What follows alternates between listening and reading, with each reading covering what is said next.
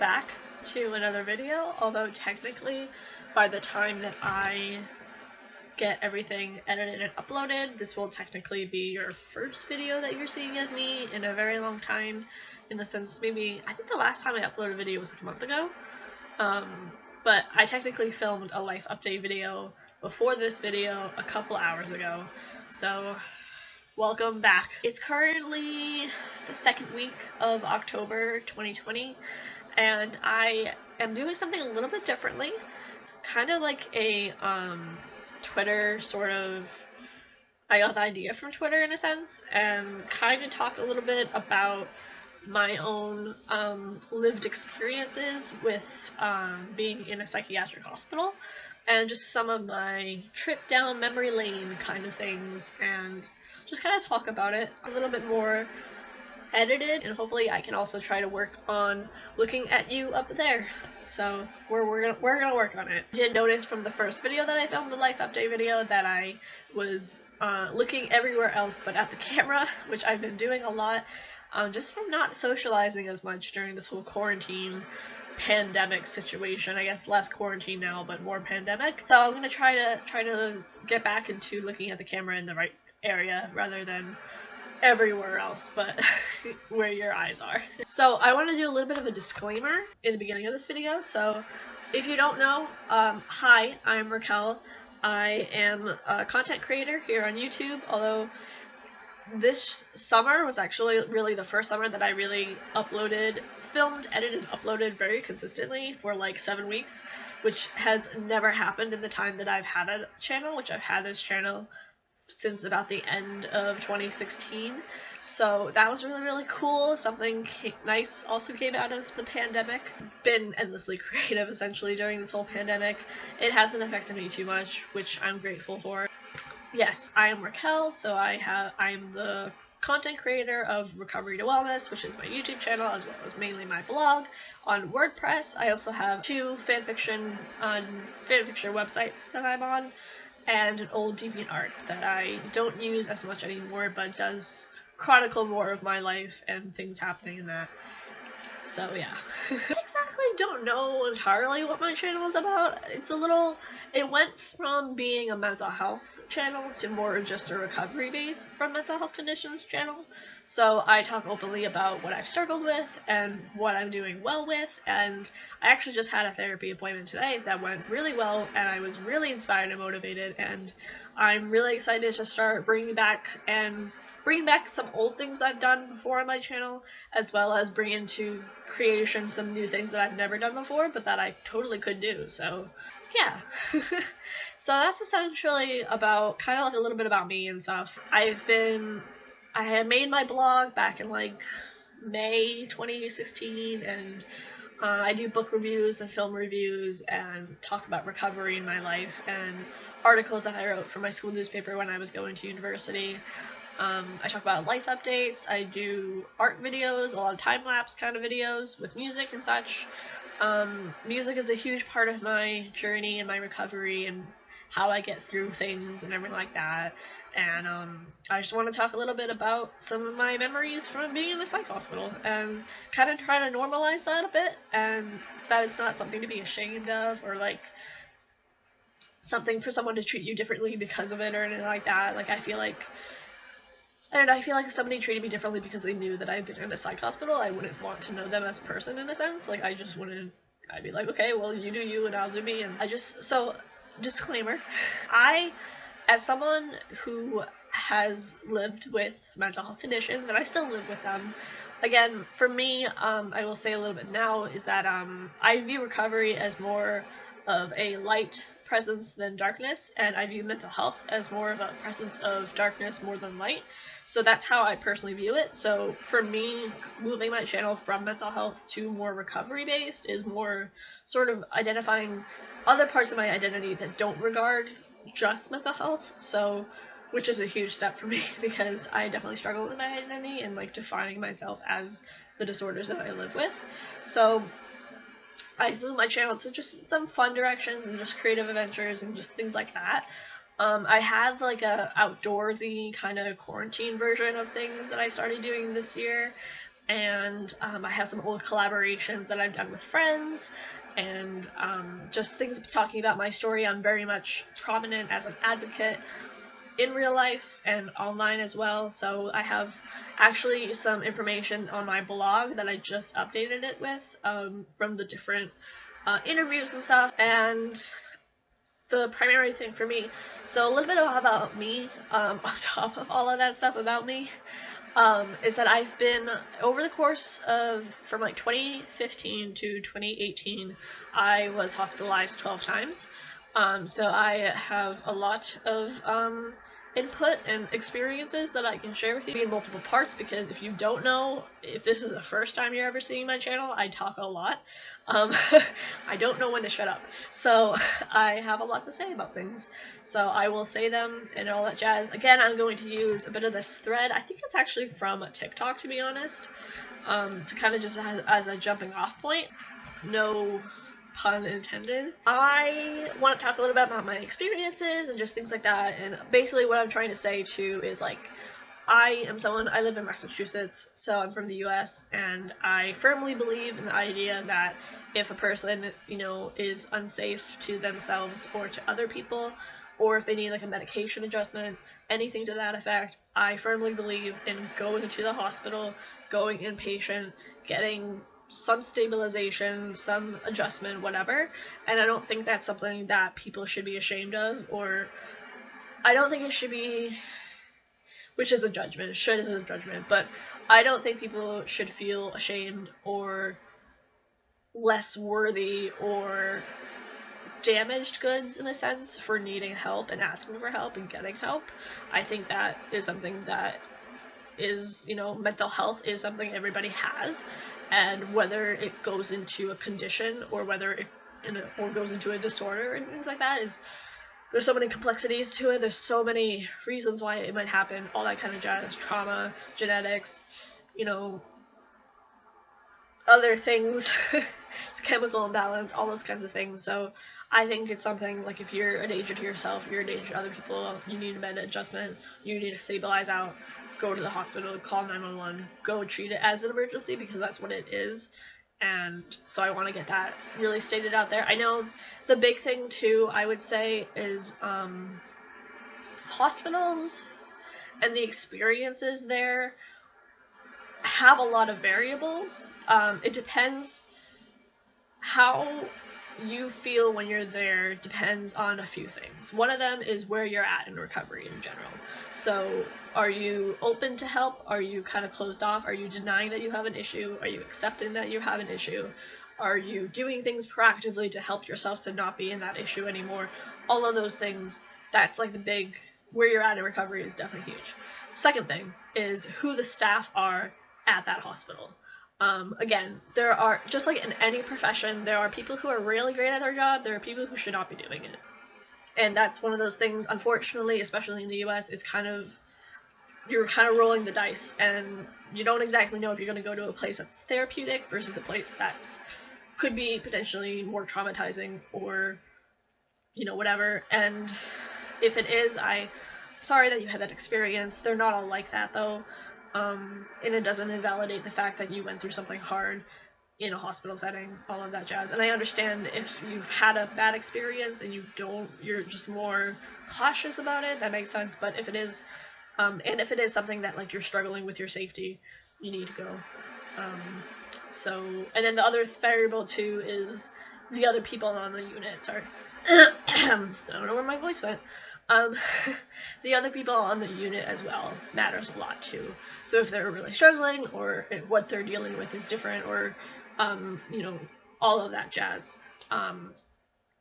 Also, lastly, I know this is a very long introduction into the video, but these are all necessary points that I want to mention before I start talking about my experiences. One other thing I want to mention is that anything that I say in this video are, like, the names of places and the people in the places, like, all of these things are changed. There's no like HIPAA violation happening.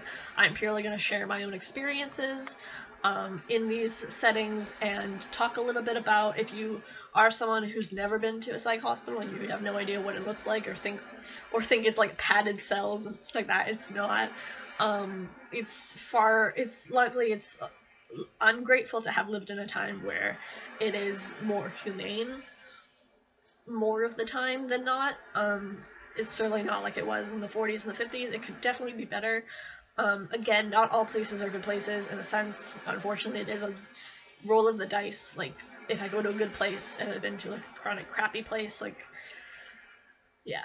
So, okay, I'm gonna jump in now of like what the actual video is about. So again, I'm a little sorry that I had to do a whole thing. It took me like 10 minutes to do that, but I just really wanted to get all of that out at the get-go. Let's go, jump into it, right?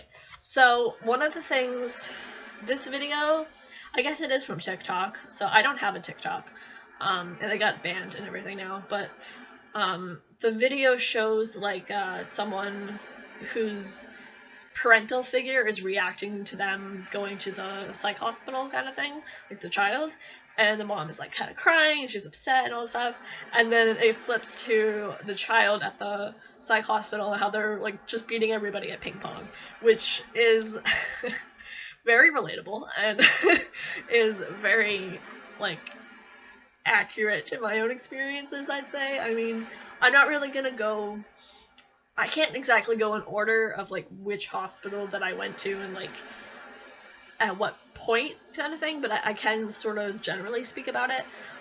Again, I don't want to get too detailed and involved with other people or just even some of my own experiences, just because I don't want to trigger myself.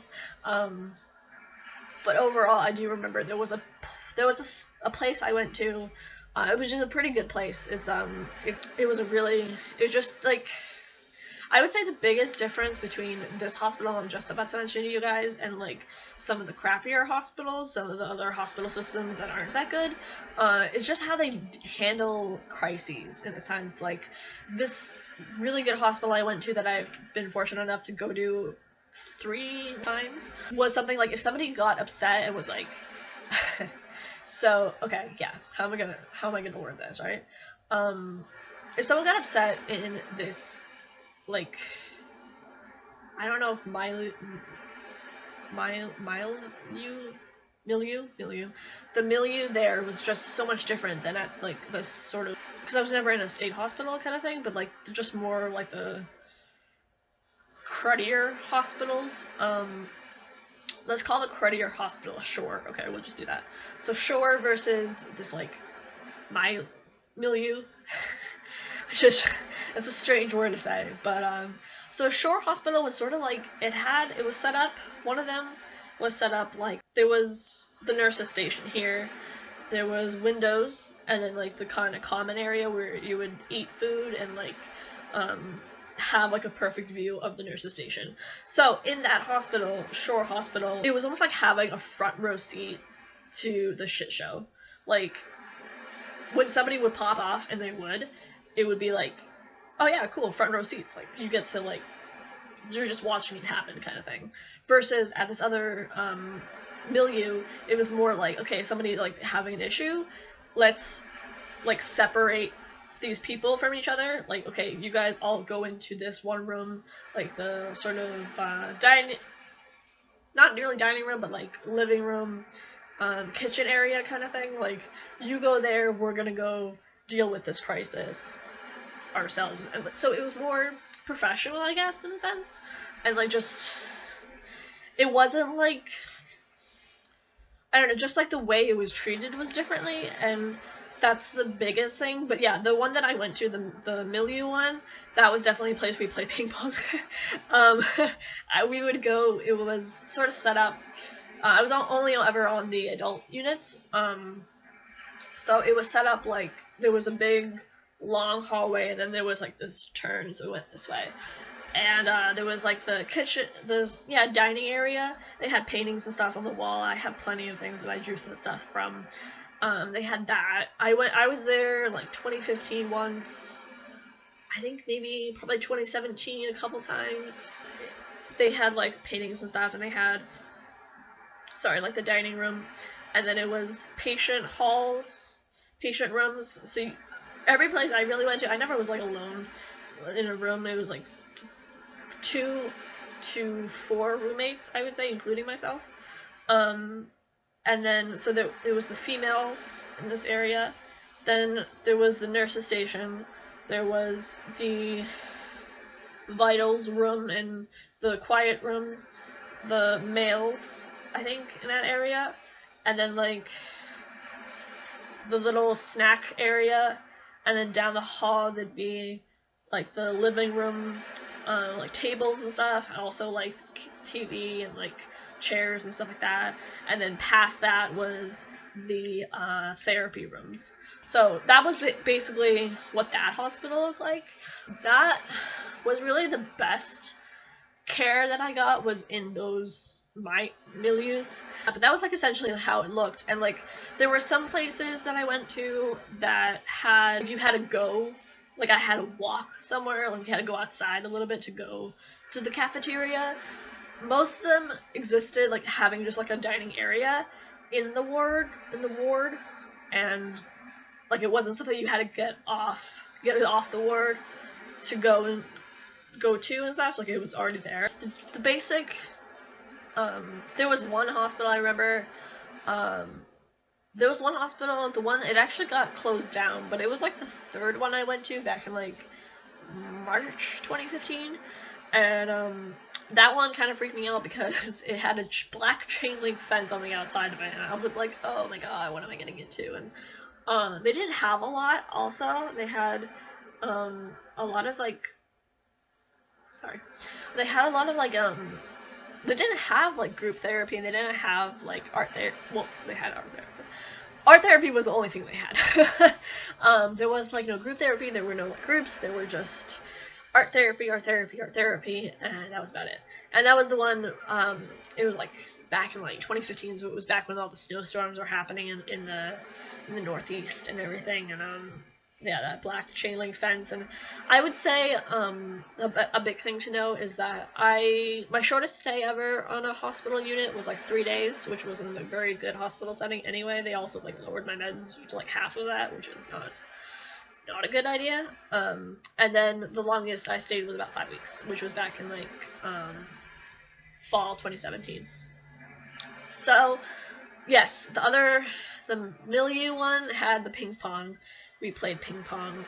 We had to go to a different room area to play with it, and of course, the people who were chosen to go were people who were being safe and things like that. The big, there's not any padded cells or like straight jackets. I mean, I guess technically that can be restraints, but I've never been restrained personally.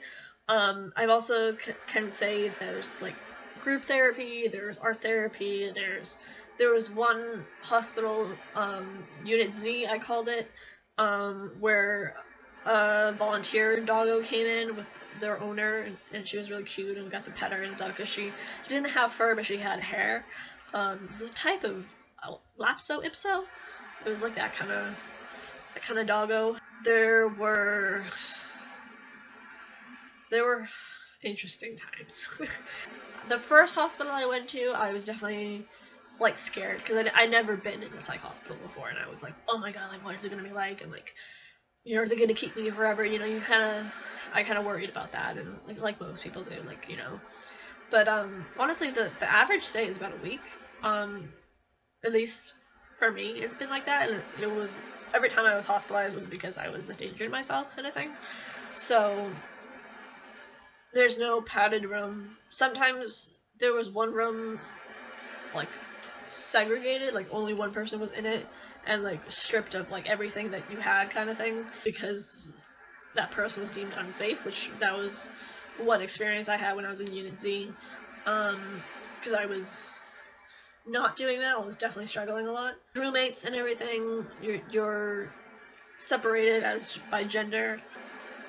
I've done in the nicer milieu. I've been able to do watercoloring. I've been able to listen to my iPod just without headphones and such, or if I was using headphones like in the common area only, like not in my bedroom, kind of thing. I can see a lighthouse through the smoke. Everything is lost, I know.